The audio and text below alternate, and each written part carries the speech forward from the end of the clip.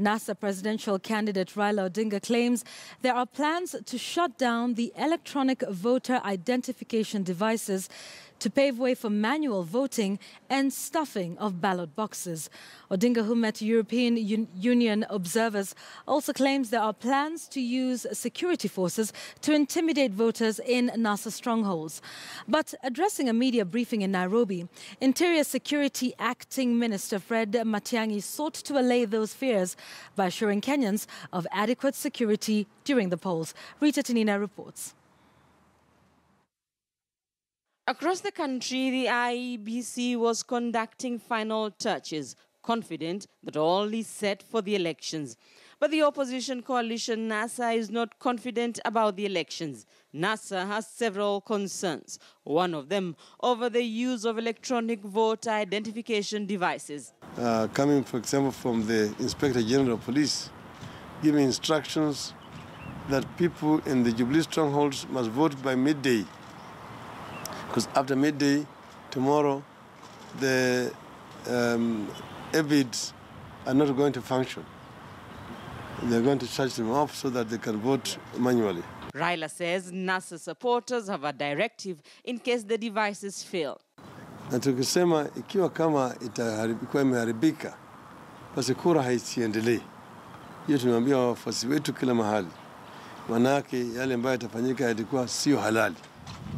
Kwa hivyo tumemwambia ikifika hapo wakisema sasa hii mashine haifanyi kazi, basi station ifungwe mpaka marekebisho ifanyike.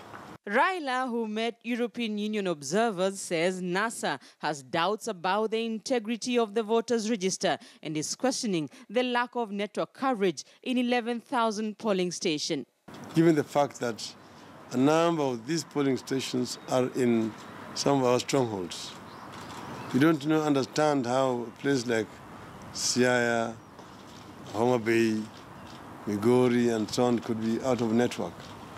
We think that this is basically something that is deliberate, which is meant to do something fishy during the transmission of the results.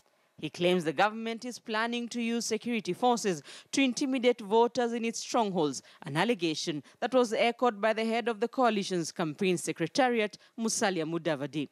There was an aircraft which came from Laikipia Air Base and flew to Nairobi carrying certain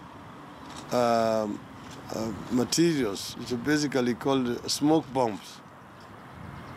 These smoke bombs are not like tear gas. They produce a lot of smoke, which can be very scary if they exploded.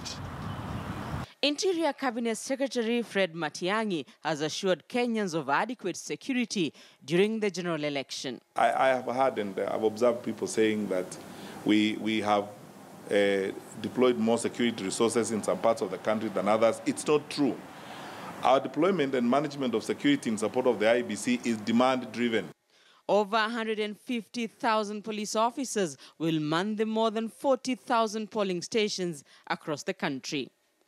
Rita Tinina, KTN News.